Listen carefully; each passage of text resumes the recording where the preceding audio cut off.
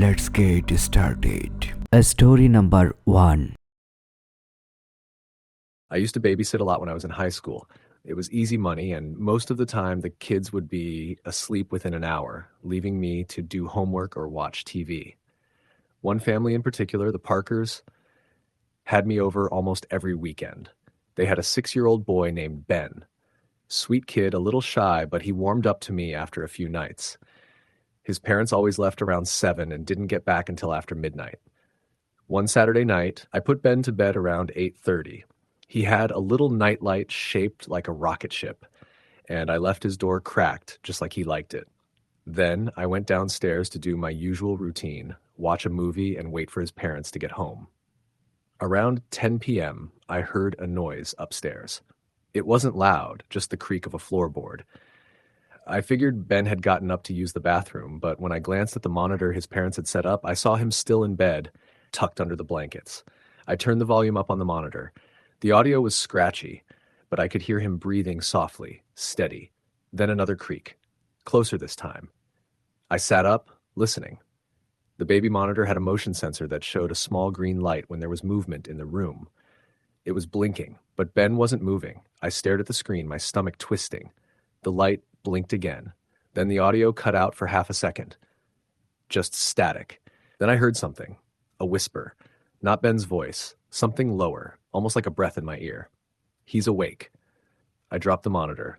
My whole body went cold. I grabbed my phone and sprinted upstairs, my heart hammering in my chest. Ben's door was wide open. His nightlight cast a dim blue glow over the room, and I could see him sitting up in bed, eyes wide, staring at the corner. I flipped on the light. Ben?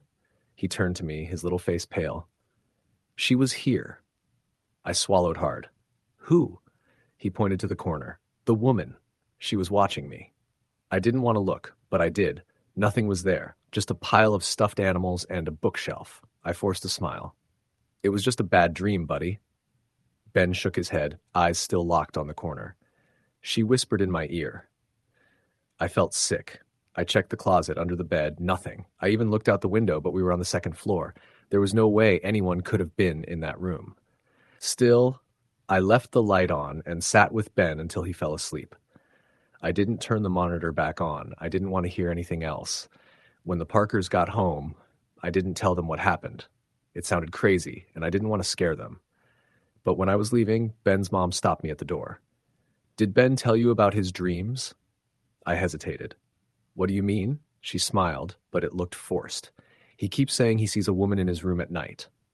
My stomach dropped. I never babysat for them again. Story the end. I used to deliver newspapers when I was a teenager. It was a simple job. Wake up at 4 a.m., roll up the papers, toss them on doorsteps, and it'd be done before the sun came up. I liked the quiet of the early morning, the empty streets, the way the world felt like it was still asleep. There was one house, though. It was at the end of a cul-de-sac, an old, rundown place with peeling paint and a yard overgrown with weeds. No one ever seemed to be home. No lights, no cars in the driveway. But my route sheet told me to deliver there, so I did. The first time I walked up to the porch, I felt off, like I wasn't alone. The air felt heavier, pressing against my chest. I tossed the paper on the porch and hurried back to my bike. The next morning, the paper was still there, and the morning after that. After a week, a pile had formed. 7 newspapers, untouched. That wasn't too weird. Maybe no one lived there. But I felt like someone did. One morning, I saw the curtain in the front window move. Just a little, like someone was peeking out. I stopped. My breath caught in my throat. Then the curtain fell back into place. I told myself it was my imagination. Probably just the wind. But the next morning, when I rode by again, the newspapers were gone. I should have felt relieved, but instead, I felt watched. The next week, it got worse. I was almost done with my route, the sky still dark, when I reached that house again. As I rode up, I saw something on the porch. A single newspaper, perfectly rolled, sitting dead center on the welcome mat. But I hadn't delivered yet. I stared at it, trying to make sense of what I was seeing. My hands felt cold, even though it was summer. Slowly, I reached down, picked up the paper, and unrolled it. It was yesterday's, the same date, the same headlines. I dropped it and ran. That night I told my dad. He shrugged it off. Probably some old guy who just doesn't come out much, he said. Nothing to be scared of. I wanted to believe that. The next morning, I skipped the house. I pedaled past it as fast as I could, refusing to look. But as I reached the end of the street, I heard something. A voice. Not loud, not angry, just wrong. Boy. I slammed on my brakes. The street was empty. I turned, my heart pounding. The front door of the house was open, not wide, just a few inches, enough to see darkness beyond it, enough to see that something, was standing just behind it, watching me. I rode away so fast I nearly crashed. I begged my boss to change my route after that. He thought I was just being lazy, but eventually switched me to another neighborhood. I never went near that cul-de-sac again. A few years later, I was talking to an old neighbor and casually mentioned the house. He looked at me strangely and said, "That place? It's been empty for decades. No one's lived there since the old man died in '89. I told him about the newspapers, the curtain moving, the voice. He just shook his head. "No one's been in that house, kid. I don't know what I saw. I don't want to know. But sometimes late at night, I still hear it. That voice. Boy." Story the end. Story number 3. The house sat at the edge of a thick wood, its decrepit form sagging under the weight of years of neglect. The windows were black, the door hanging slightly ajar, as though inviting anyone daring enough to approach. No one had lived there for years, but rumors still swirled about the place.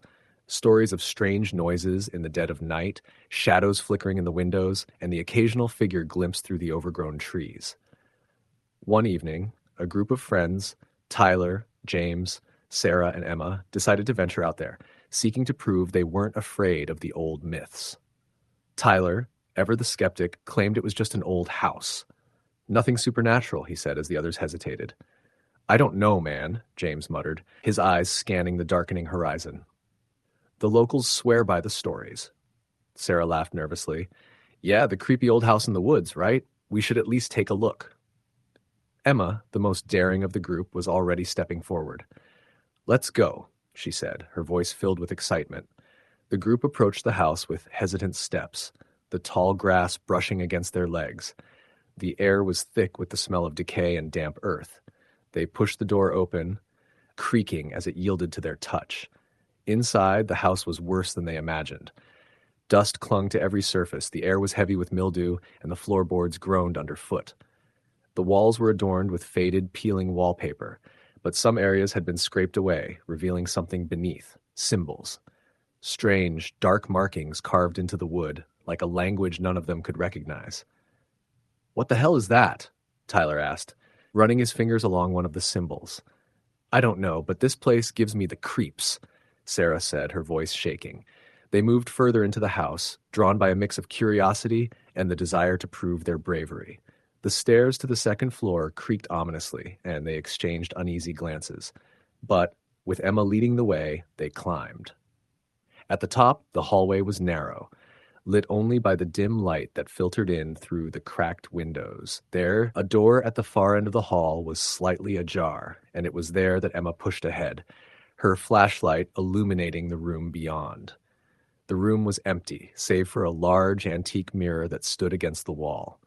It was framed in dark wood, intricately carved with more of the same strange symbols, and its surface was remarkably clear, despite the dust that coated everything else. The air around it felt unnaturally cold. Emma stepped forward, drawn to the mirror. "This thing is ancient," she said, reaching out to touch it. As her fingers brushed against the glass, something strange happened. The reflection flickered.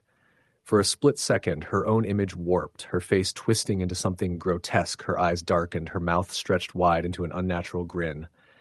The others saw it too, and all at once they recoiled.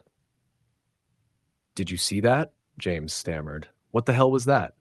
It was just the light," Tyler said, trying to sound calm, but his voice wavered. "It's old glass. It's probably cracked or something."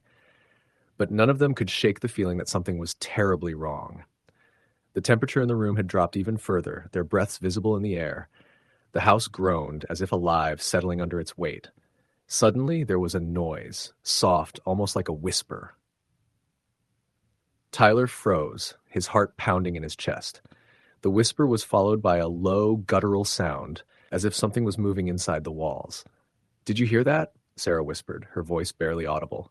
They all nodded, a chill creeping down their spines. "Let's go. Now." Tyler urged, his voice shaky as he turned toward the door. But as they moved, the mirror caught Emma's attention again. Something in it caught her eye, a figure, a shadow, moving just out of view.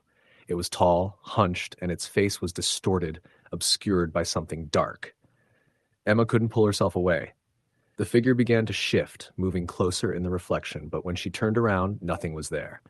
"Emma, come on!"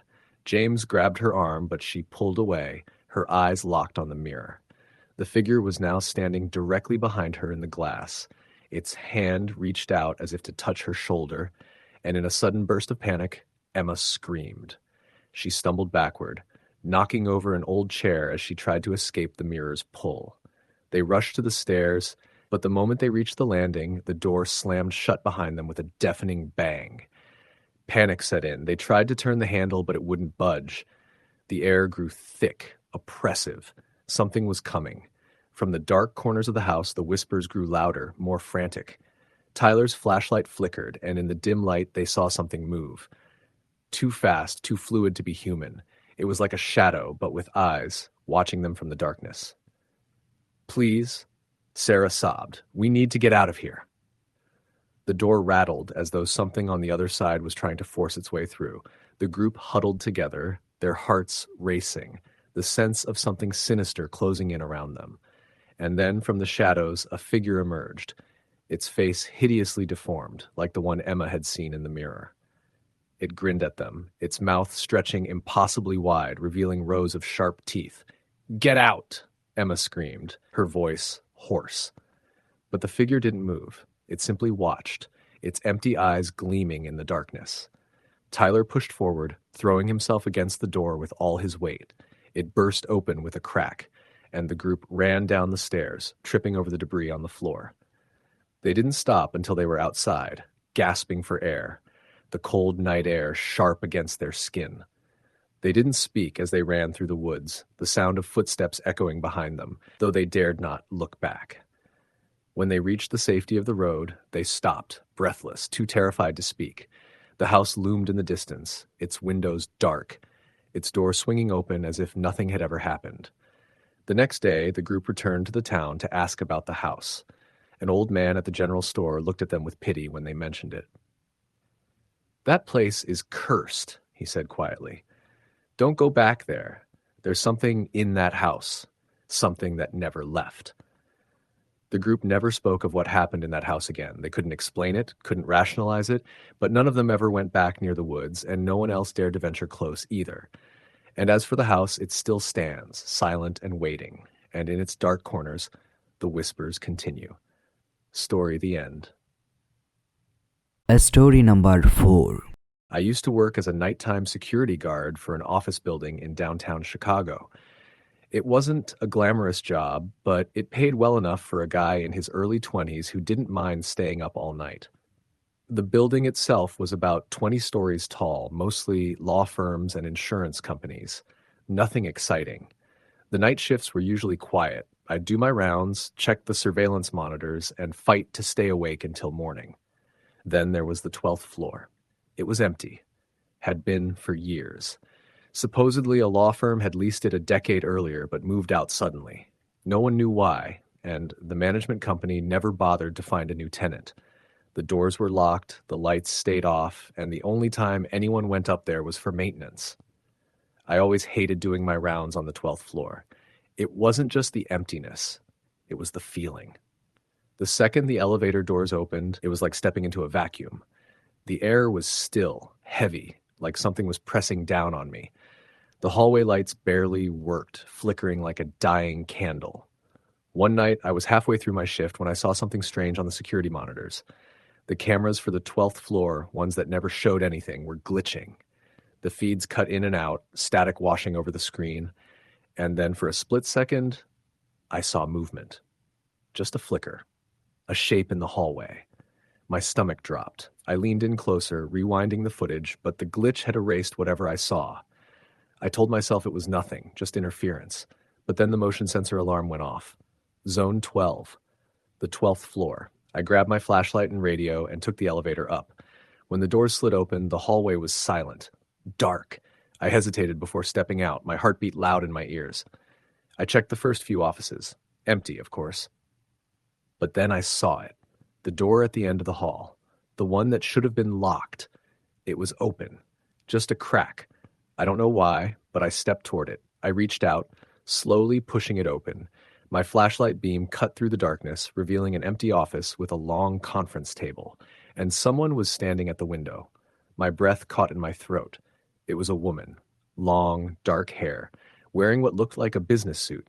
She was facing the window, her back to me, completely still. My first thought was that she was lost, maybe a former tenant who still had access. But then I noticed something. Her feet weren't touching the floor. She was hovering. I couldn't move. My body locked up as she slowly turned her head toward me. Not her body, just her head, like it was twisting too far. Her eyes, black, hollow, locked onto mine, and a sound came from her lips. Not a scream, not a whisper, something in between. A wet, gasping sound. The lights flickered. And then she was gone. I ran. I don't even remember getting to the elevator, but I must have because the next thing I knew I was downstairs, breathing like I just run a marathon. I didn't tell anyone. Who would believe me? But I refused to do rounds on the 12th floor after that. A month later, a new security guy started. I didn't warn him. Didn't want to sound crazy. But on his second night, he came downstairs, pale and shaking. "I saw her," he whispered. I didn't ask who. I already knew. Story number 5. The call came in at 2:37 a.m. I was working the night shift as a 911 dispatcher in a small town, the kind of place where nights were mostly quiet. Maybe a drunk driver, a domestic dispute, or a wandering coyote setting off someone's motion sensor. But this call was different. The voice on the other end was weak, trembling. "Please, help me." I straightened in my chair. 911, what's your emergency? I don't know. Someone's in my house. The voice was female, young, maybe mid-20s. She sounded breathless, on the verge of crying. "What's your address?" I asked. She hesitated. "I don't know." A cold chill ran down my spine. "Ma'am, are you safe right now?" I don't know where I am," she whispered. "I just woke up here." I turned toward my computer, my fingers flying across the keyboard. "I'm going to ping your location, okay? Just stay on the line with me." A pause. Then she whimpered, barely audible. "There's someone in the house." I swallowed hard. "Where are they?" "I don't know, but I can hear them moving." My screen finally refreshed. The call was coming from an address on the outskirts of town, a rural area.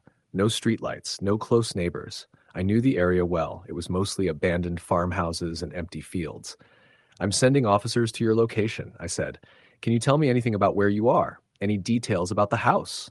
She exhaled shakily. "It's old. I think it's abandoned. The walls have holes in them. The floors are wooden, but they creak like crazy." Another pause. Then, "Oh God," I can hear him breathing. Every hair on my body stood on end. "Stay quiet," I whispered. "Try to find a place to hide." "I'm in a closet," she said. "I think it's upstairs." She stifled a sob. "I don't remember how I got here." I checked the location again. The house belonged to an elderly couple decades ago, but it had been empty for years. No one should have been living there. The police were still 8 minutes out. I took a slow breath. "Can you describe him? The person in the house?" A long silence. Then, barely audible, "He's not moving anymore." I felt my pulse in my throat. "What do you mean?" "He was walking around, but now he's just standing outside the closet." The line crackled with static. I pressed my headset closer. "Is he facing the door?" "I think so." My hands felt clammy against the keyboard. I typed a frantic update to the responding officers. She whispered, "Oh God." I stopped breathing. "What?" "I don't think he has a face." My stomach twisted. "What do you mean?" "I can't see him, but I can feel it. He's standing right outside the door, but there's no breathing anymore. No sound at all." The line went silent. "Ma'am?" I whispered. "Are you still there?" Nothing. I checked my screen. Her call was still connected. "Ma'am, please respond." Silence. Just dead air. My heart pounded as I watched the screen. Officers were now 4 minutes away. Then the line crackled, and a sound came through. A scraping noise. Slow, deliberate, then a soft click. The call disconnected. I immediately tried to call back. No answer. The officers arrived to find the house exactly as she described, run down, abandoned, barely standing. But there was no sign of the woman. The only thing they found was her phone, lying on the closet floor, screen cracked. They searched the entire house, then the surrounding property, but she was gone. No footprints, no signs of a struggle, just an empty house. We ran her number through the system, trying to find out who she was. The phone had never been activated, no owner, no records. It was as if she had never existed. I still work nights, I still answer calls, but sometimes late at night I think about that girl, about the sound of her voice, so terrified, so lost, and I wonder if she's still out there, or if something else answered the call that night. Story the end. Story number 6. I used to rent a small, cheap apartment in an old building downtown. It wasn't the nicest place, but I was young and broke, and it was all I could afford. The building had history, built in the 1920s with a faded Art Deco lobby and a rickety old elevator that groaned every time it moved. My unit was on the 4th floor, tucked at the end of a long, dimly lit hallway. The first few months were fine. The neighbors kept to themselves, and aside from the occasional creaks in the walls, I never felt uncomfortable. But then, things started happening. It began with the knocking. At first, I thought it was just noisy neighbors, a faint, rhythmic tap coming from the other side of my bedroom wall. Always late at night, usually around 2 or 3 a.m. I assumed it was the guy next door, an older man I'd only seen in passing. One night, after weeks of hearing the noise, I finally knocked back. The tapping stopped immediately. I smiled to myself, satisfied that whoever was doing it had gotten the message. But just as I turned off my bedside lamp, it started again. Louder, more insistent. I knocked again. Harder this time. "Hey, knock it off," I called. Silence. For a few seconds, I thought that was the end of it. Then, just as I started to relax, the knocking came again. 3 slow, deliberate taps. I was done playing games. I threw on a hoodie, stormed into the hallway, and banged on my neighbor's door. No answer. I knocked again. Still nothing. The hallway was eerily quiet. I checked my phone. 2:47 a.m. Annoyed, I turned to go back inside. That's when I noticed something. The apartment number on my neighbor's door, 4B, was missing. The little metal numbers were gone, just empty screw holes where they should have been. I stepped closer, confused. Had they fallen off? But I could have sworn they were there earlier that day. Something about it made my skin crawl. I went back inside, locked the door, and did my best to ignore the tapping that went on for the rest of the night. The next morning, I ran into my landlord, an older woman who had managed the building for decades. I asked her about my neighbor, the man in 4B. She gave me a strange look. "There is no 4B. I blinked. "What do you mean? I hear someone in there all the time. There's knocking on my wall every night." She shook her head. "That unit's been empty for years. No one's lived there since the last tenant." She trailed off, her expression tightening. I felt a chill. "Since the last tenant what?" She hesitated, then sighed. "He was an old man, lived alone. They found him sitting in a chair by the window, just staring at the wall. Dead for almost a week before anyone noticed." My stomach turned. "And the knocking?" She didn't answer at first. Then in a quieter voice she said, "Before he passed, he told the maintenance guy that something was knocking on his walls at night. He swore someone was trapped inside the building, said he could hear them tapping, trying to get out." I didn't ask anything else. I didn't want to know. That night, I put on headphones and blasted music to drown out the knocking. It didn't help. The tapping got louder, more insistent, like it knew I was trying to ignore it. The last night I spent in that apartment, I woke up to a new sound. Not tapping, scraping, like fingernails dragging down the wall. I froze, too afraid to move. The noise shifted, growing closer. Then, just as I worked up the courage to turn on the light, 3 slow, deliberate taps. Not from the wall, from inside my closet. I moved out the next day. I didn't ask any more questions. And I never knock back. The end.